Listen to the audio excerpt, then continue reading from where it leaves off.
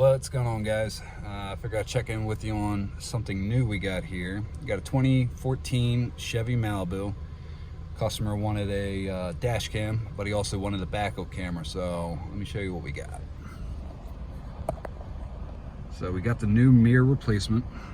This is from Rydeen. It's the R10-SPL. And what's nice about this one compared to the other ones on the market is this is a mirror replacement. So it's not the one that kind of just straps on your factory mirror. It does have the front-facing camera on the front there. It does have a camera in the rear. Obviously, you can see the image there. But what's nice about the one in the rear is when you put it in reverse, it can actually go into a different screen where we can adjust it to where, you know, if we're looking straight down, that way we can see how close we're getting to the cars behind us or the curb. And then when we go back and park or drive, now it's acting like a regular rear view mirror. You can have lines like the blue, red, or the green, red, yellow kind of lines as you get closer to an object. I don't like the lines because they're not 100% accurate, and I feel like some people will use that as the end-all, be-all, and not just use it as a reference. So I like to turn it off. I do show the customer, you know, it is an option, but I think it looks cleaner without the lines personally. What's also nice, it is all touchscreen, obviously.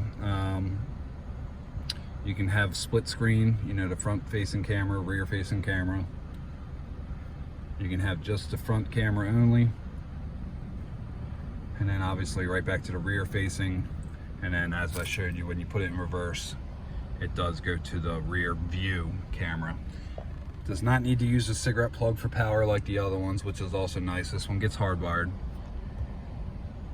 When you're recording for your dash camera, you can view the files right here on the screen. So if you wanted to play back for God forbid if you got in an accident, the police officer was on scene, you can show them what's going on right here on the screen. If you don't need the footage, you can delete it. It does have an SD card in the top. So overall, really nice unit. The quality of the image is really nice as well. Usually I don't like these, but this one's surprisingly really nice, so I figured I'd show you guys. You got any questions about this, let me know. I'll help you out. But other than that, appreciate you guys for watching.